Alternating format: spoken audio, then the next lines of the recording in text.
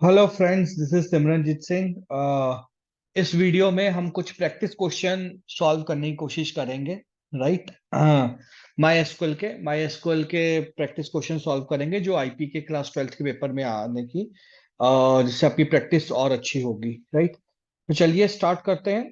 I have few questions with me, देखते हैं हम सॉल्व कर पाते हैं कि नहीं। चलिए, so will start with, okay. So हम पहले क्वेश्चन के साथ यहाँ पे स्टार्ट कर रहे हैं। सो फर्स्ट क्वेश्चन ये है, that Shreya, a database administrator, has designed a database for a clothing shop. Help her by writing answer of the following question. So हमें एक टेबल दिया हुआ है क्लोथ नाम का, जो हमारे पास डेटाबेस में है। तो चलिए एक बार उसको नजर डालते हैं। सो मैं यहाँ पे लिख रहा हूँ, सेलेक्ट स्टार फ्रॉम क्लोथ। हमें पता है किसी भी टेबल को देखना है पूरा, तो select star from cloth command चलेगी। रन करते हैं, तो ये हमारे पास बेसिकली डेटा है। तो एक बार देखिए इस डेटा में क्या है। सो क्लोथ टेबल में हमारे पास सबसे पहले आ रहा है सी कोड। क्लोथ का कोड दिया हुआ है, हर क्लोथ को एक कोड दिया गया है, हर क्लोथ का एक नाम है, जैसे jean, T shirt, trouser. Size है XL, medium, free, colour blue. Then we have price और डेट ऑफ परचेज, किस डेट को परचेज किया गया था। ठीक है। तो जब भी क्वेश्चन आएगा इस तरह का, बड़े मार्क्स में आएगा। आपको एक टेबल दिया जाएगा, आपने उस टेबल को अच्छी तरह से पढ़ना है पहले। एक दो मिनट लगा के पूरा टेबल का डेटा देखो जो क्वेश्चन पेपर में दिया है। फिर क्वेश्चन पे आओ तो उसको आप इजिली सॉल्व कर पाओगे। तो जैसे सबसे पहले आ रहा है, write a query to display cloth names in lower case. तो यहाँ पे हमें बोला गया क्लोथ नेम हमारा किस टेबल में है, सी नेम में है, और उसने कहा लोअर केस में दिखाना है। अब अगर आपको याद हो, हमने उस वीडियो अगर आपने मेरी पढ़ी है जिसमें हमने स्ट्रिंग फंक्शन किया है, तो हमने आपको बताया था लोअर या एल केस आप इसमें यूज कर सकते हो। तो आपकी आंसर क्या है इस क्वेश्चन का, select lower c name from cloth. तो अब अगर आप इसे रन करें तो ये आपका देखो लोअर केस में आ गया। ठीक है। लोअर की जगह आप एल केस भी लिख सकते हो, दोनों स्टेटमेंट ट्रू है। आप दोनों में से कुछ भी लिख लीजिए, दोनों ही ठीक है। या लोअर फंक्शन यूज कर लीजिए या एल केस फंक्शन यूज कर लीजिए, दोनों ही आपके लिए ठीक रहेंगे। ठीक है। सो ये हो गया हमारे पहले पार्ट का आंसर। अब सेकंड पार्ट में चले तो सेकंड क्वेश्चन है, write a query to display the lowest price of cloth. तो पहले तो यहाँ पे बात होगी प्राइस की। तो प्राइस हमारे पास, अगर हम लोग यहाँ पे चलें तो हमारे पास प्राइस जो है वो ये है। उसने हमें क्या बोला है, लोएस्ट प्राइस ढूंढना है क्लोथ का।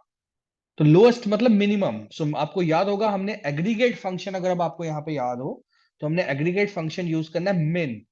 सो मिन के अंदर हम प्राइस कॉलम देंगे फ्रॉम क्लोथ। तो अगर हम यहाँ पे देखें तो 399 हमारा आंसर में आना चाहिए।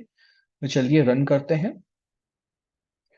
तो ये आपकी कमांड बनेगी, सेलेक्ट मिन प्राइस फ्रॉम क्लोथ। ठीक है, 399। ठीक है। Okay. Third question is, write a query to count total number of cloth purchased of medium size. यानी कि हमें काउंट करना है कि कितने मीडियम साइज के जो क्लोथ हैं वो परचेज किए गए। तो ये थोड़ा कॉम्प्लेक्स आ गया, बट इसको करते हैं। तो सबसे पहले हमें पता है हमारे पास साइज कॉलम है और हमने काउंट करना है। सो हमने यहाँ पे लिखा सेलेक्ट, हमने क्या करना है, काउंट। किस कॉलम को काउंट करना है, साइज कॉलम को, from cloth where where size is equal to M. यानी हमने एम वाले फंक्शंस को काउंट करना है। ठीक है जी। सो अब आप यहां पे जाके देखेंगे तो हमारे पास दो ऐसे प्रोडक्ट हैं जो कि साइज एम के हमने परचेज किए हैं, मीडियम साइज के। ठीक है। So count total number of cloth purchased of medium size. So पहले वेयर कंडीशन लगेगी जहां पे साइज एम, और उसको हमने काउंट कर लेना है कितनी वैल्यूज है। ठीक है। तो ये हमारा ये 5 नंबर का क्वेश्चन जो नॉर्मली पेपर में इस तरह का आता है, आपको इस तरह से आप सॉल्व कर सकते हैं। ठीक है। चलिए अब सेकंड क्वेश्चन की तरफ चलते हैं। तो इसमें हमें कहा गया है कि आपने सीक्वल क्यूरीज 3 दी गई है हमें नीचे, ये इनकी आउटपुट बतानी है। और टेबल दिया गया है परचेज। तो परचेज टेबल है हमारे पास, पहले देखते हैं। सो सेलेक्ट स्टार फ्रॉम परचेज।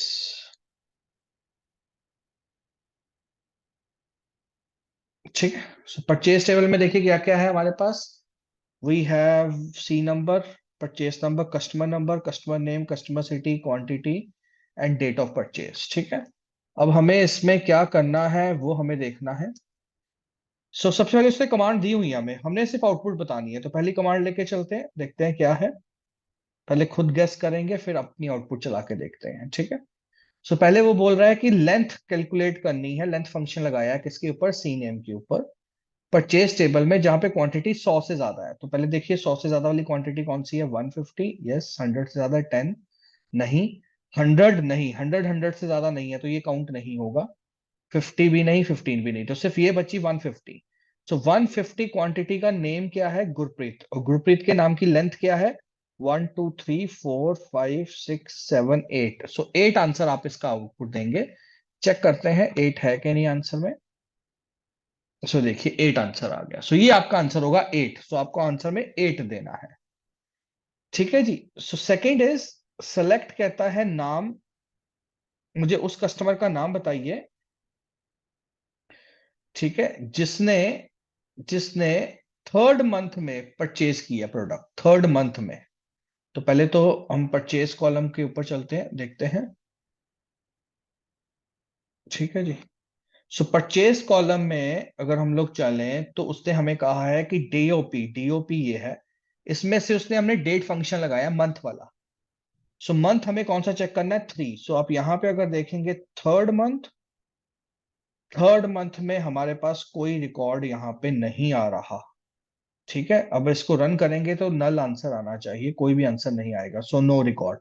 आपका आंसर ये होना चाहिए, नो रिकॉर्ड, नो नेम। ठीक है। इसमें नो नेम आएगा। देन ये हमारे पास क्वांटिटी है। ठीक है। इसको रन करते हैं, पहले कमांड को, सिलेक्ट स्टार फ्रॉम परचेज। ठीक है। अब कमांड की तरफ चलते हैं।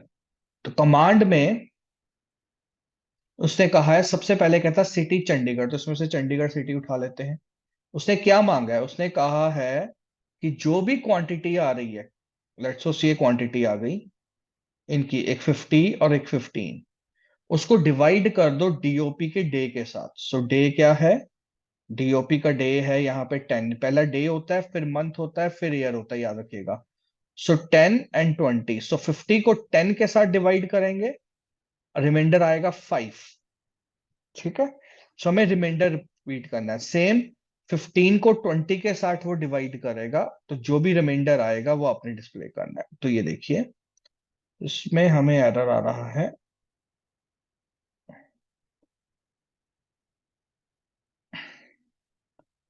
एरर चेक करते हैं, एक सेकंड।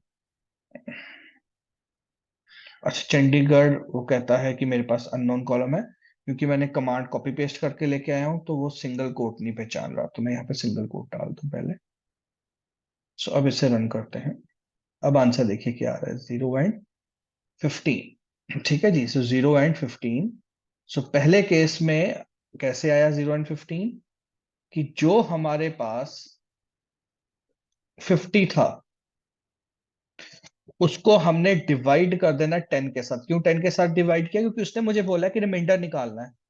क्वांटिटी को डीओपी, डीओपी क्या है, डेट ऑफ परचेज, में से सिर्फ डे निकालना है, किसका, जिसका सिटी चंडीगढ़ है। तो चंडीगढ़ वाले ये दो रिकॉर्ड है, तो ये है 10।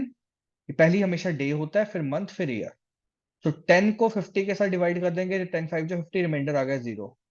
20 को 15 के साथ डिवाइड करेंगे तो डिवाइड नहीं होगा, रिमाइंडर 15 ही बचेगा। तो इसलिए जो इस क्वेरी का आंसर है वो है 0 and 15। 0 and 15, तो इसलिए ये आंसर आ रहा है। तो ये मोड रिमाइंडर मांग रहा है, रिमाइंडर उसने हमसे मांगा है।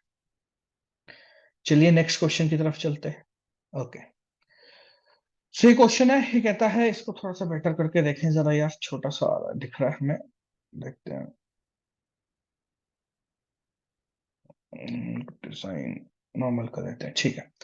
कह रहा है कि विनय एक डेटाबेस एडमिनिस्ट्रेटर है, उसने डिस्प्ले करना है house wise total number of records of flat and villa house. She is encountering an error while executing the following query. तो नीचे क्यूरी दिया, देखते हैं पहले सेलेक्ट, ठीक है, हाउस दिखाओ, फिर उनका काउंट दिखा दो कितने हाउस हैं, स्टूडेंट टेबल में से ग्रुप बाय करना है हाउस, जहां पे हाउस फ्लैट है या विला है, ठीक है। सो उस पे वो बोल रहा है कि एरर क्या आएगा, so the error would be, उसने कहा है कि हमें फ्लैट भी देखने हैं, विला भी देखने हैं, ओके।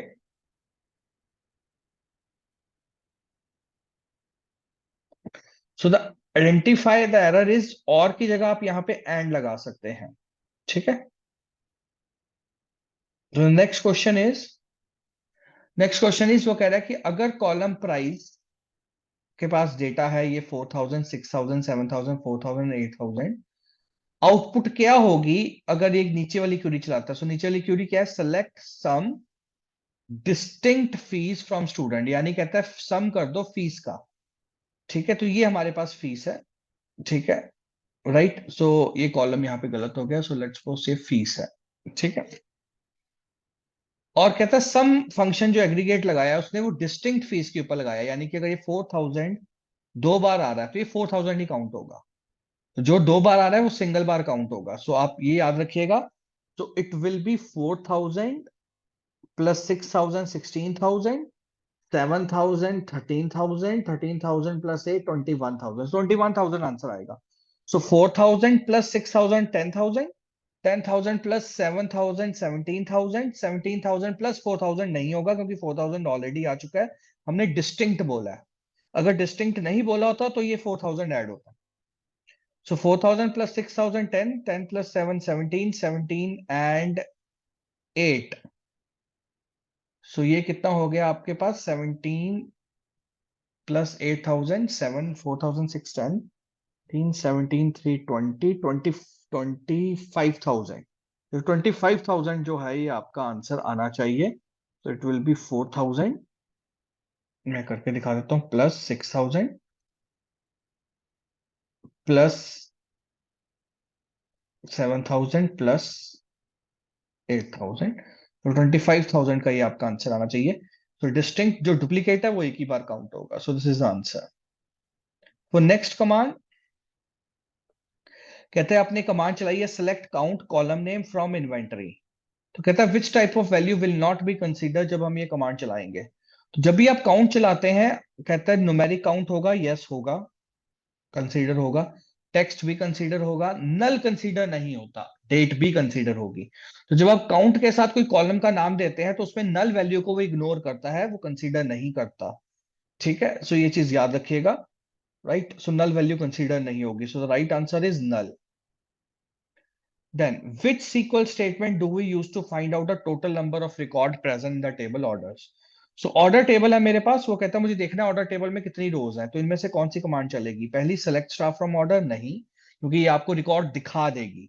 उसने हमसे पूछा है टोटल नंबर ऑफ रिकॉर्ड दिखाने हैं, ये आपको पूरे के पूरे रिकॉर्ड ही दिखा देगी। Select count star from order, yes, अगर आप सेलेक्ट काउंट स्टार करेंगे पैरेंथेसिस में तो आपको नंबर ऑफ रिकॉर्ड्स दिखा देगा रो के। जैसे अगर आप यहाँ पे आए, कोई भी टेबल ले लीजिए, जैसे परचेज ही है, सो अगर हम यहाँ पे लिखेंगे सेलेक्ट काउंट, अगर हम लिखते हैं सेलेक्ट स्टार फ्रॉम परचेज, सो वो हमें टोटल रिकॉर्ड काउंट नहीं बताएगा, वो हमें रिकॉर्ड दिखा देगा, ठीक है। बट अगर हमें देखना है कि कितने रिकॉर्ड हैं, तो आपको लिखना है काउंट स्टार फ्रॉम परचेज। अगर आपने मेरी एग्रीगेट वाली वीडियो देखी है तो उसमें मैंने ये फंक्शन किया हुआ है, select count star from purchase, right. So ये एक ध्यान में रखना है आपने, okay. Next is which one of the following is an aggregate function. So aggregate functions कहता कौन कौन से हैं। सबसे पहले राउंड, राउंड नहीं है, ये मैथ न्यूमेरिक फंक्शन है। सम एग्रीगेट है, लोअर करेक्टर फंक्शन है, स्ट्रिंग फंक्शन।